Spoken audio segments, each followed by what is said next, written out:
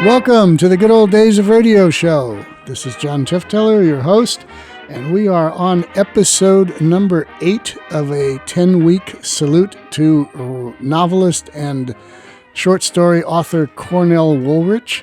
He did a lot of stories that wound up being adapted on the program Suspense, the legendary CBS show, which we've featured many times here on the Good Old Days of Radio show. But hey, Suspense ran for 20 years. There's so many good ones that it's going to keep popping up here until we run out of good ones, and that's going to be some time down the road. So in any case, whenever we get to a whole run of Suspense shows, we reach out to Dr. Joe Webb, who I consider the main suspense researcher of the world, with apologies to Keith Scott, who's the second one. Anyway. Well, don't forget Don Ramlo and all of this, all right, too. And Don Ramlo, who's also been on with us, and there was Chris Lambesis, who did a bunch of work on it years ago, but Chris is no longer able to speak with us. He passed away. So, we're dealing with the experts in the world of suspense, and Dr. Joe Webb is our guest, as he has been for the previous 7 episodes, and he's here today again for this one, which is called They Call Me Patrice. And it's from December 12th, 1946. And there's a bunch of interesting stuff about this, which Dr. Joe is going to tell us. So go ahead and give us a few things and then tease us, because we want to keep the listeners in suspense even after they hear the show, to hear the final coup de grace stories of horrific things related to this particular broadcast. Yeah. Now, this broadcast has a train derailment. Right? Just to get the fun going, yeah. Just to get the fun going. Nothing like a good train derailment to get the fun going. A lot of people know the train derailment, which is how the suspense episode Give Me Liberty starts, which is a good episode. There's also the train derailment on Wreck of the Old 97, which was one of the only probably the best of the 6. I think there's 6 suspense musicals. You don't think of Suspense having musicals? No, I don't. The beginning of the television series The Fugitive, in the opening scenes, has David Jansen and Barry Morse in a train derailment, right? And in The Fugitive and also in Give Me Liberty, there's a change of identities, right? Well, wait a minute. Speaking of train derailments, I don't think this episode of the Good Old Days of Radio show is going to be very popular in Ohio. Probably not. I shouldn't say things like that. But. No, you definitely shouldn't. But I do anyway, so sorry. All right, so this story starts with that. And it's not one that you think of somebody going out and creating a criminal act. I mean, this is a non-ethical act that this person does, but it's not in that particular way. The original story was in what was called the Slicks, not the pulps. A Slick magazine. Okay, you got to describe a Slick. What's a Slick magazine? The shiny paper. So the pulp magazine was done on newsprint. Yeah, the cheap one. And the Slick was more, and this was Today's Woman magazine. Today's Woman magazine? Right? Okay. It's like the equivalent of Cosmopolitan for the 40s or something? The focus of the story is a woman, right? Okay. And it was from April 1946. The story was never reprinted again from this format. I could imagine why, especially in a woman's magazine. Okay. Well, you're not nefarious enough. Uh-oh. Okay. Woolrich so liked the story, he expanded it into a novel called I Married a Dead Man, which then became a movie. Yeah, I was saying, wait a minute. I think I know that was a movie. Okay. So part of Woolrich's career is short stories become novels, short stories become radio programs, novels become movies. In some cases, novels become radio programs. Well, too. You follow the money there, which is the most profitable, the movie, right, of course. So obviously agents were looking at mystery magazines and were always coming up with Cornell Woolrich stories for B movies or whatever. And this was one of them. So finding it in its original format. There's a link in the show notes to a PDF that was found by Carl Shadow for me in researching this. So a lot of Woolrich fans are disappointed that it never appeared again in its original form, because they don't always like the novel all that much. So it's a really, really good story. And basically what happens is Susan Peters, who's the star, and we're going to have a lot of stuff about her after the program. She plays someone named Helen, who meets newlyweds on the train going back home to San Francisco from New York. She was in New York. She had a short and unhappy marriage. She'd just been divorced. And she decides that she's with this couple. There's a train derailment, and the couple does not survive, but she takes the identity of the young woman and takes her wedding ring. And there's a misidentification in the hospital. They think that Susan Peters is playing the wife. So she goes back to meet the family in San Francisco who had never met the wife. And so there's a big charade going on through this entire story. And then the plot line just gets far more complex than that, but that's the way it is set up. So don't give away too much here. Yes. No. Modern listeners may say, well, DNA testing can do that. Remember, DNA testing wasn't around at that time. In fact, such DNA had not been documented. People suspected it existed, but it had not been documented in a scientific way. So that's the way the story begins. Interesting thing about Susan Peters, who was an exceptional actress, she was given the wrong script. So in Radio Life, from a few weeks after this broadcast, it says, Susie had been unintentionally tossed a foul ball. Somehow, days in advance of the broadcast, the actress had been sent the wrong script, and the mistake wasn't discovered until she arrived at Columbia Square just a few hours before airtime. So that few hours before airtime was to be the dress rehearsal, but it was for a totally different script for her. So when you listen to her performance, remember that she's only seen the script about 4 to 5 hours before the broadcast, and she is terrific. Yeah, she's all ready to do a totally different show, and all of a sudden this is put in her hands, and she has to figure out within 2 or 3 hours how to make it work for live radio. So my question is, who gasped first? Did anybody get fired because of this? Yeah. Did Susan Peters say, oh, wait a second? And then somebody go, Somebody had an epiphany at some point, yes. Yes, they did. All right. And you have all kinds of horrific, terrible things that happened after this show or just before this show or something. Anyway, we'll get into that. Tease people, don't just turn off your podcast after you hear the show. No, I know some people do that. Shame on you. Shame on you to do that. You want to hear a fascinating story. You want to hear the last few pearls of wisdom from whatever's said here. Don't miss it. Don't turn it off when you hear the show has come to an end and go off and do something else. Stay tuned, because if you think the show is strange and the whole idea of all this is strange, wait till you hear what happened around it. Okay, here we go. December 12th, 1946. Oh, I know this date. This is right before the house in Cypress Canyon, right? Am I right that that's the next week's show?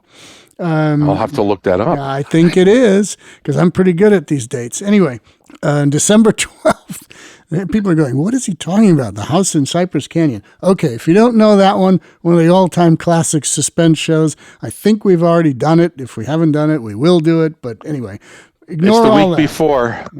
Oh, it's the week before. Cypress Canyon was the week before. The week before. Yes. Okay, well, I'm close. All right. Anyway, you're close. December 12th, 1946. They Call Me Patrice, starring Susan Peters with, let's see who else is in this. Of course, Joseph Kearns. This is a great cast. Wally Mayer. Okay, we can talk about that later. Okay, here we go. Yeah. Yes, Roma wines taste better, because only Roma selects from the world's greatest wine reserves for your pleasure. And now, Roma Wines, R-O-M-A, Roma Wines present Suspense. Tonight, Roma Wines bring you the MGM star, Miss Susan Peters, in They Call Me Patrice, a suspense play produced, edited, and directed for Roma Wines by William Spear.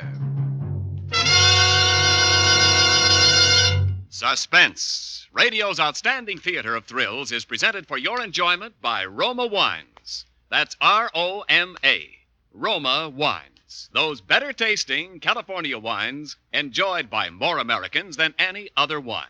For friendly entertaining, for delightful dining. Yes, right now, a glassful would be very pleasant as Roma Wines bring you Susan Peters in a remarkable tale of Suspense.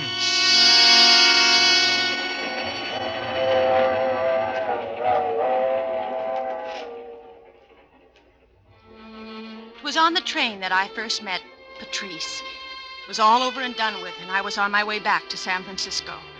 Not that I cared much just then where I was going, but at least I had friends in San Francisco, and it would be easier there as long as I had to start out from scratch again anyway. She was one of those friendly, trusting, wide-eyed girls who give you their life history at the drop of a hat. Besides, she was happy. She wanted to talk. She was a bride. My, that was a good dinner. Do you think I'll ever be able to cook a meal like that, Hugh? You can't do better than that. It's the divorce courts for you, young lady. Why, Mr. Hazard, I thought it was a wonderful dinner, and thank you. Oh, forget it. Nice to have you with us. Hugh, I think I'll step into the ladies' lounge here and do a little primping. I always feel so messy on these trays. Okay, I'll meet you back in our seats. You want to come with me, Helen? All right, yes. Well, tomorrow when we arrive, the worst will be over. Hugh says I'm silly, but I can't help being nervous. Nervous? About meeting his people. His brother and his mother, that is. His dad is dead.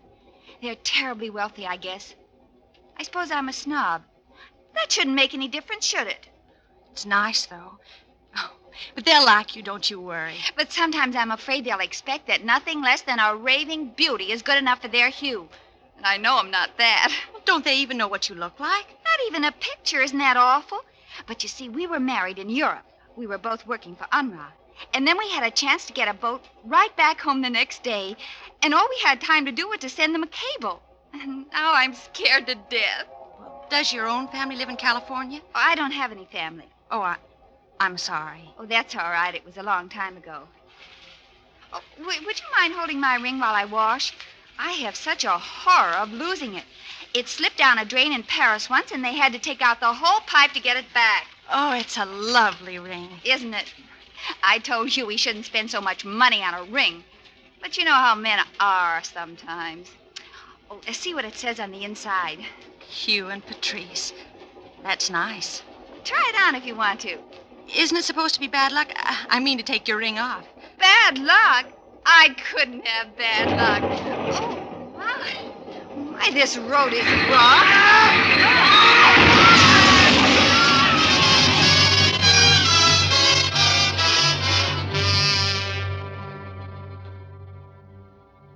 First, it seemed as though everything was white. White ceiling, white porcelain things around me, white uniform bending over me, the white coverlet on the bed, my hands lying there pale and white, too. Then I saw a ring on the third finger of my left hand.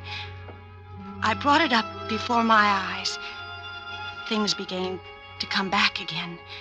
Well, how are you feeling now? How long have I been here? Almost 2 days. What happened? What happened to... To who? There was another girl. I was talking to another girl, and then... Is she all right? Did you know her very well? Just on the train. Is she all right? No. She's... dead? Yes. Oh. Is there anyone else you want to ask about? What happened to... To him? Yes. You're going to have to be a very brave girl. Can you be? Yes. Your husband wasn't saved either, Patrice. For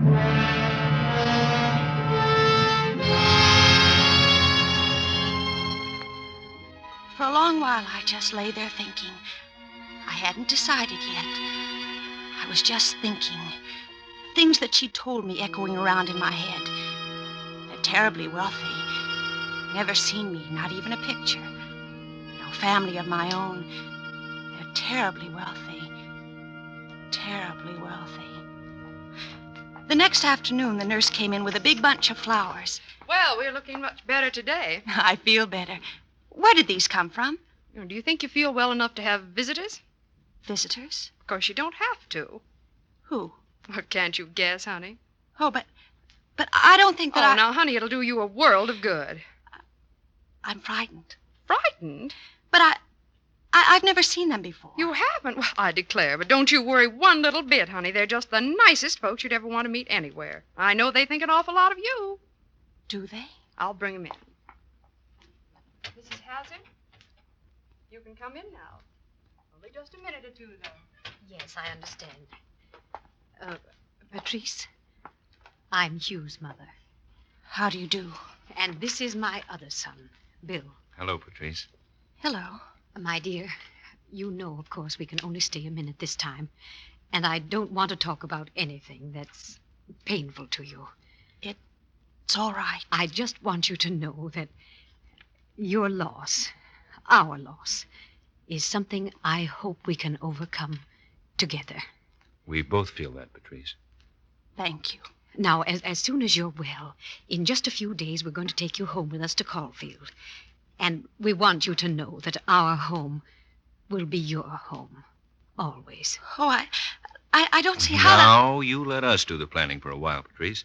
I'm afraid you're not in very good shape for it just yet. Patrice, from everything we both know of Hugh, we know he'd want it that way, don't we? It's hard to lose a son, as it was hard for you to lose your mother. I know. But it'll all be easier now that I have a daughter, and you have a mother. Do you see? I don't know what to say, Mrs. Hazard. Not Mrs. Hazard, dear. From now on, it's Mother. You see, Come on, my dear. Say it. Yes, Mother.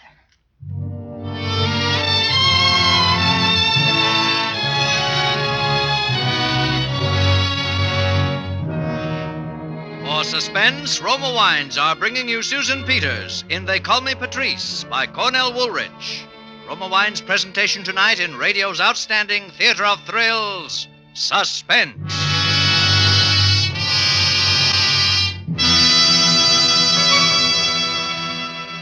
Between the acts of Suspense, this is Ken Niles for Roma Wines. 10 more shopping days till Christmas. And if your shopping isn't done, why not solve both your gift-giving and entertaining problems this easy, gracious way? Buy an assorted case of Grand Estate wines. Use several bottles for gifts of outstanding distinction. Use the remaining Grand Estate wines to serve your every holiday, dining, and entertaining need. Grand Estate wines, the crowning achievement of vintner skill, are presented by Roma, America's greatest winemaker. You can give or serve Grand Estate wines proudly to anyone. For the taste excellence of Grand Estate wines bespeaks your desire to offer only the finest. Distinguish your Christmas giving and hospitality with all 5 Grand Estate California wines. For gracious entertaining, medium sherry, ruby port, and golden muscatel. For distinctive dining, Burgundy and Sauterne. This year, say Merry Christmas smartly with Grand Estate wines. And now Roma Wines bring back to our Hollywood soundstage Susan Peters in They Call Me Patrice, a tale well calculated to keep you in suspense.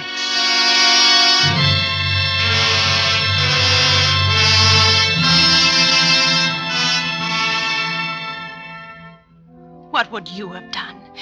Don't judge me unless you've worked in a hash house or behind the counter of a third-rate department store, and scrimped and starved to keep up appearances. Don't judge me unless you've been through that, and suddenly a chance to trade it all in for security and wealth and a home. Just because somebody somewhere made a little mistake, you're the daughter-in-law of a wealthy family in California. All you have to do is keep your mouth shut and not deny it. What would you have done? I kept my mouth shut, and there were clothes and a car and a lovely room of my own, and a mother, and Bill. Bill was my brother-in-law, the brother-in-law of Patrice. Because I wasn't Helen Georgeson anymore. I wasn't the poor, bedraggled little girl who'd been divorced 2 months ago by a rotten leech of a husband. I was Patrice for 2 months. And then everything seemed to happen at once. In just one day. Today. It began at breakfast this morning. More coffee, Bill? No, thanks. I have to run in a minute. You know, Patrice, I was in Paris once as a girl. Oh, many years ago. Tell me, has it changed much since those days? Changed? Well, how can she answer that, Mother? She wasn't there when you were, so how could she know if it's different than it was then? Oh, you know what I mean. Don't be so technical. Why, yes, it has changed, I suppose. You and Hugh were married there, weren't you? Well, no, Mother. London. Don't you remember the letter with some London letterhead? You mean the cable? No, dear, I remember the cable, of course. I mean the letter. And I'm positive it had a Paris postmark, Bill. I have it right upstairs somewhere. I can show you. Well, you hardly have to do that. Patrice certainly knows where she was married. All right, Smarty, we'll see. Which was it, Patrice? London or Paris? It was London. Well, I could have sworn... But we left right away for Paris. I think what happened was that Hugh wrote the letter in London, and, well, he didn't get a chance to mail it until we got to Paris. Well, that probably was it. It's funny, I don't remember anything about London, Mrs. though. Hazard, the morning mail. Oh, thank you, Stevens. Just put it right down here. Yes, ma'am. Oh, bills, bills, bills. And circulars. Well, here's one for you, Bill. Huh? Fred Ellis, I guess. Oh, thanks. Why, Patrice, here's one for you. For me? Uh-huh. It's a local postmark, too. I wonder who it could be from. I don't know. What? Patrice, where are you going? I just remembered. I think I left the bathwater running. The bathwater? The letter was typewritten. Was unsigned. All it said was, I know who you are.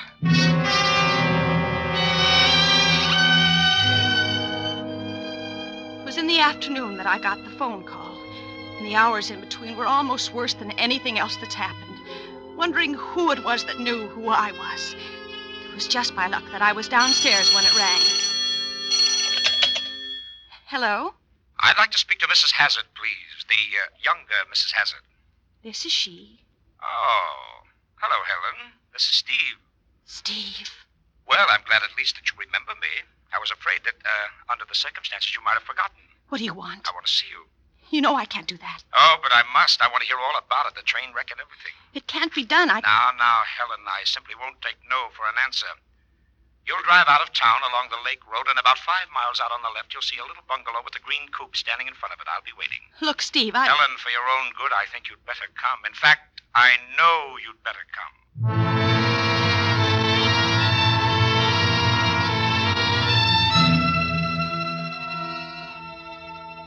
I went, of course.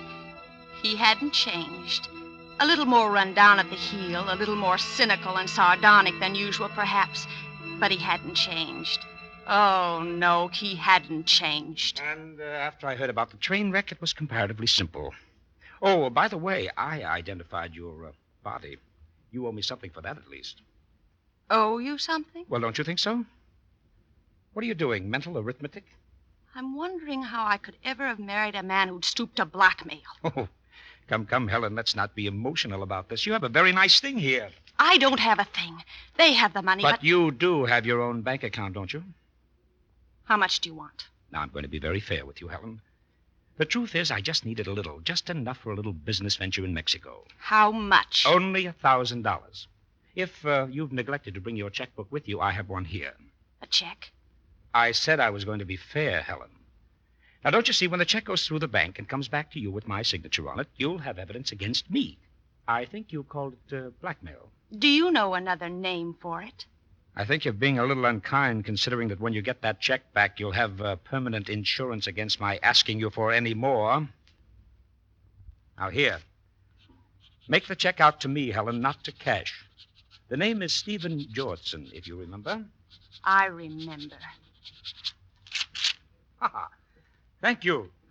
I have an idea I shall make a very handsome profit on this little investment. I hope you do. And when I do, darling, I promise that you will be the first to know.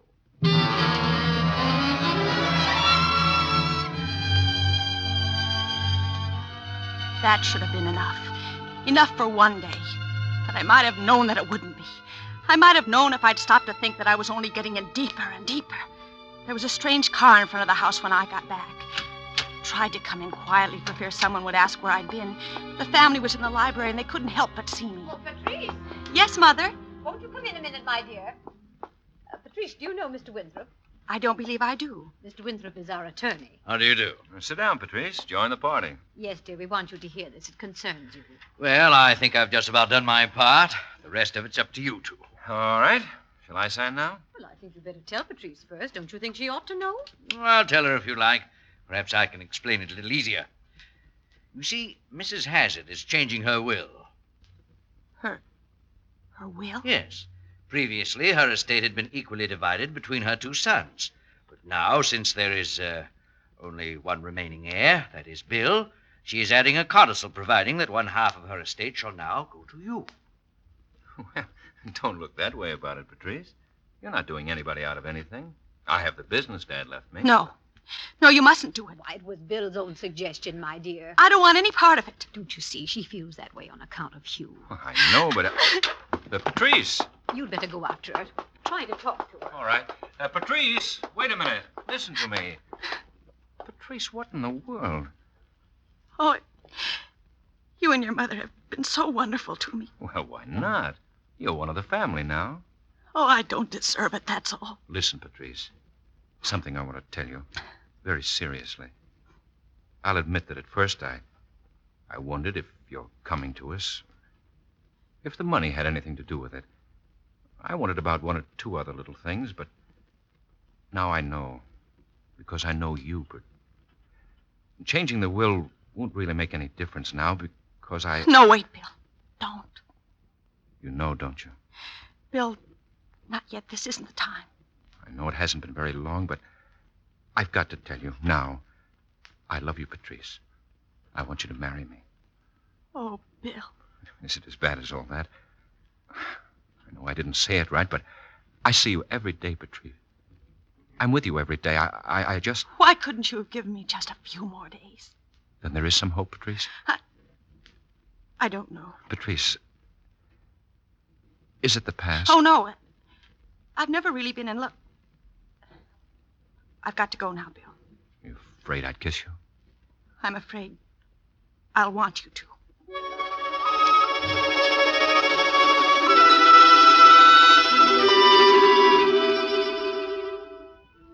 So you see, it wasn't just the money, the security anymore.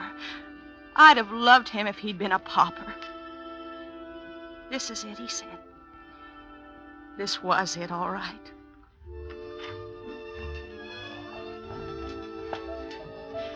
First, I hadn't wanted to go to the dance at the country club and be stared at and asked tactful questions about Hugh. But now I was glad. Now it was pure escape from the turmoil of my thoughts, the guilt and the indecision. Pure escape, I thought. Well, if I'd known you danced this well... Do I? Hasn't anyone ever told you that before? Oh, not really. Well, then I'll continue. That you're by far the most beautiful girl here. Am I? Well, you know quite well you're perfectly aware of all this. And if you weren't, one look at the stag line would tell you. Patrice, what's the matter? I must have stumbled. Stumbled? Not you. I beg your pardon. May I cut in? Oh, Mrs. Hazard? Mr. Georgeson. Well, this is a very great pleasure, Mrs. Hazard. Bill, I'll see you later. Right, Patrice. What are you doing here? Oh, I've been moving in quite the best circles, didn't you know? You shouldn't be dancing with me. Why not? You know why not. It's not safe. Is there anything that is for someone in your position? Leave me alone, can't you? I want to talk to you about that check. No, not here. I think you're right. Let's go out on the veranda. What I have to say won't take very long.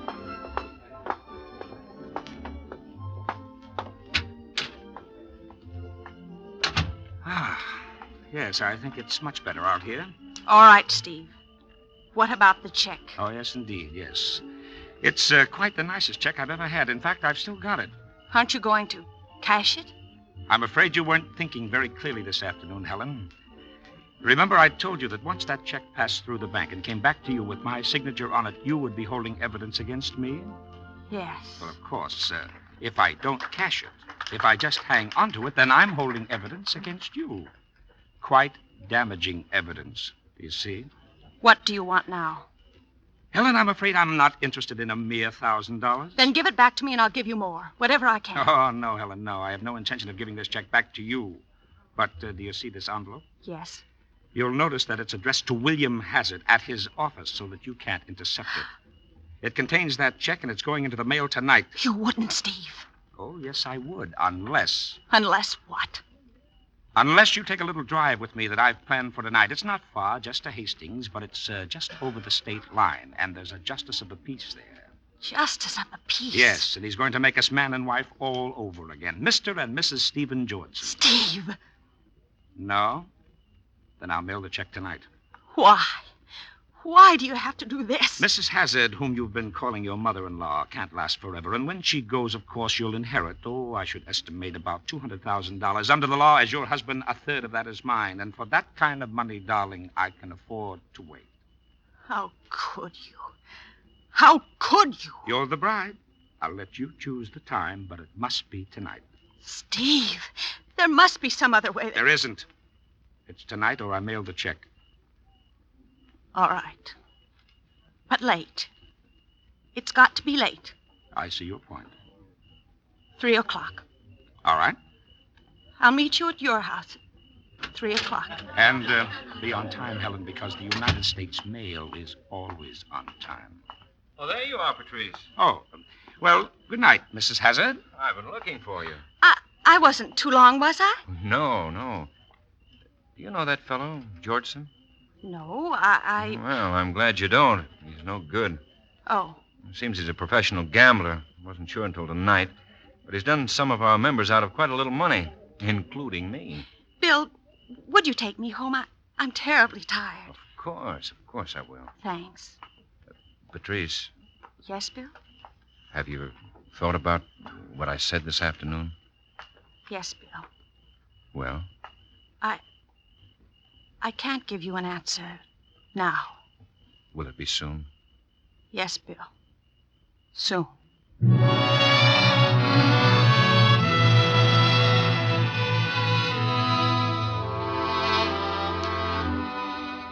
There was nothing else to do now. I waited until the house was dark and I was sure everyone was asleep.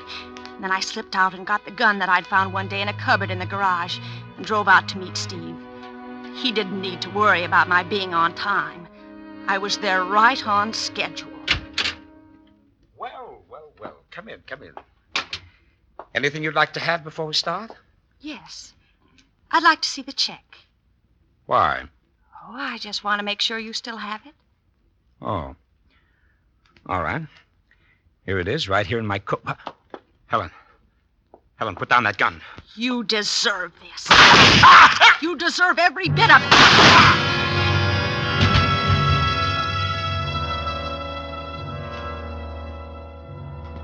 I took the check out of his pocket and burned it in the fireplace.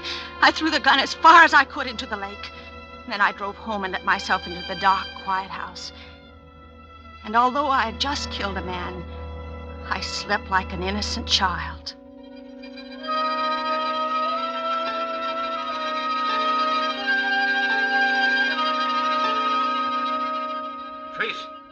Patrice! Wake up, Patrice! Bill, what time is it? It's morning.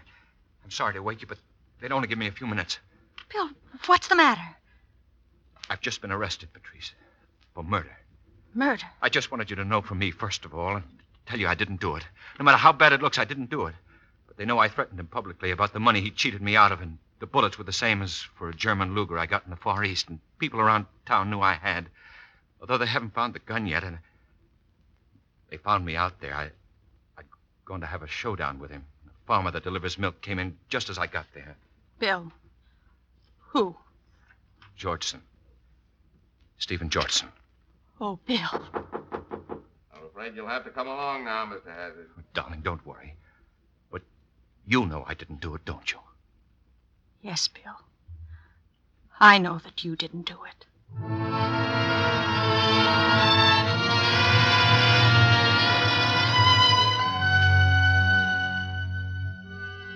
That's why I've written this.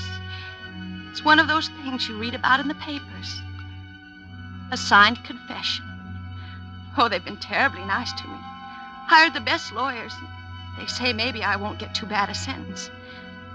And Bill says that no matter how long it is, he'll still be waiting. But I wonder.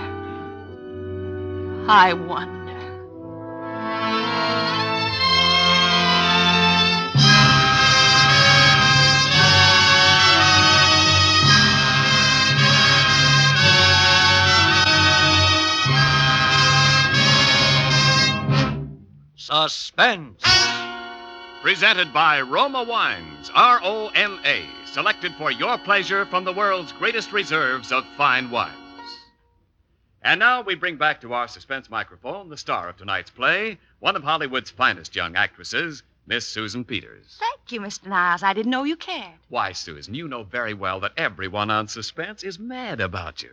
But with that devoted and very husky husband of yours hanging around, I'm afraid we'll have to remain just friends. Friends it is then, Ken. And, Susan, when some of your many friends drop in so you can entertain them in the grand manner, Roma presents you with this gift basket of Grand Estate California wines. Wonderful. Your Grand Estate wines will be just the thing for the holidays. Right, Susan. There's nothing finer than Grand Estate Medium Sherry on any occasion. And Grand Estate Ruby Port or Golden Muscatel are perfect with dessert. Delightful with nuts or cake later in the evening. And I get all those? And more besides. Your Roma basket includes Grand Estate Burgundy and Sauterne. Proud wines that add dining pleasure and distinction to any meal. Yes, Susan, every Grand Estate wine is a distinguished, limited bottling by Roma, America's greatest vintner. Every Grand Estate wine is born of choicest grapes, then guided to mellow, rich perfection of taste by the unmatched skills and resources of Roma master vintners.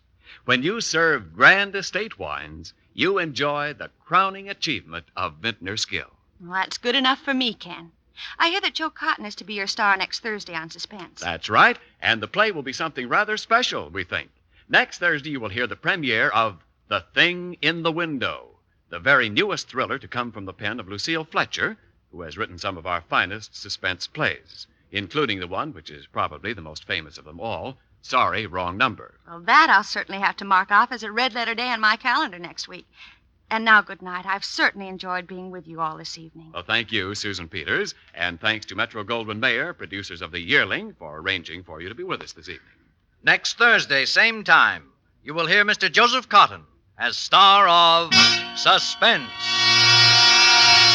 Produced and directed by William Spear for the Roma Wine Company of Fresno, California.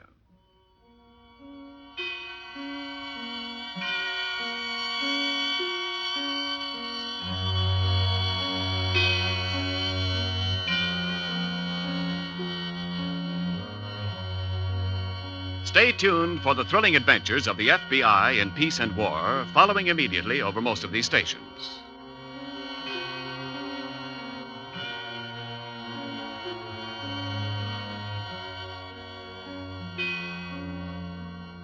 In the coming weeks, Suspense will present such stars as Olivia de Havilland, Lily Palmer, Mark Stevens, and many others. Make it a point to listen each Thursday to Suspense, radio's outstanding theater of thrills. Suspense is broadcast from coast to coast and to our men and women overseas by shortwave and through the worldwide facilities of the Armed Forces Radio Service. This is CBS, the Columbia Broadcasting System.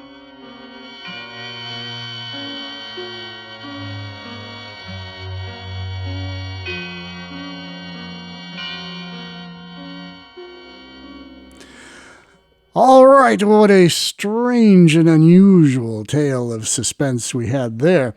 And we have, as we teased before you got to hear this show, we have some even more strange and unusual information to wrap it all up for the day. So, with that in mind, and we've kept them in suspense long enough, Dr. Joe Webb, go. Well, before we get to that, this cast was terrific. Yes. Susan Peters, right? Yes. Bill Johnstone, Wally Mayer, Jeanette Nolan, Joe Kearns, John McIntyre. John McIntyre and Jeanette Nolan were married, yes. Yes. And we don't know who played the nurse, but it's a terrific cast, and Susan Peters is exceptional in this role. Okay, so tell us about Susan Peters or whatever else you want, but hang on to your seats, people. This is strange. This is another story where modern day forensics would not have allowed much of this to happen at all. The sadness of the Susan Peters story is that she had a gun accident about almost 2 years before this broadcast. Now, in thinking about how this script fell into her hands just hours before the program, and to have a scene involving a gun, I wonder how she felt about that. Now, the accidental gun discharge was of her own gun on a hunting trip, and it paralyzed her from the waist down. And it took a long time for her to recover. She was never able to walk again, but she was attempting to rebuild her career. In the months before this show, she was appearing in small theatrical productions.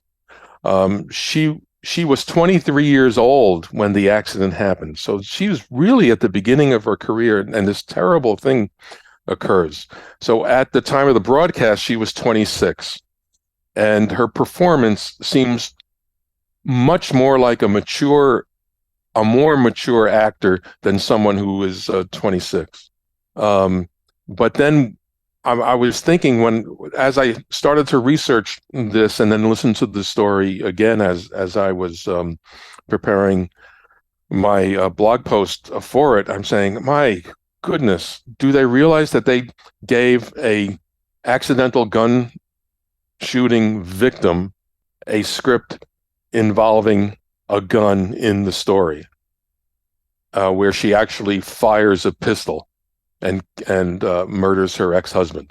It just seems so very, very strange, and I wonder how much composure she needed to do that. Or she may have just let it go. But well, they sprung it on her too because they'd given her the wrong script, as you pointed out earlier. Yeah. So people who are listening to this, her handling a gun just seems all the more eerie, and I wondered if it was shocking to the audience. I'd never found any news reports about it, but I wonder if it was shocking to the audience when they heard this, because people did know the Susan Peters story.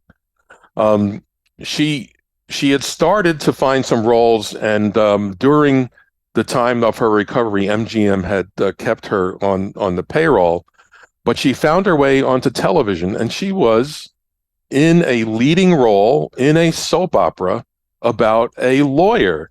So this is 1951, so television wasn't pervasive across the U.S. yet. But here it is.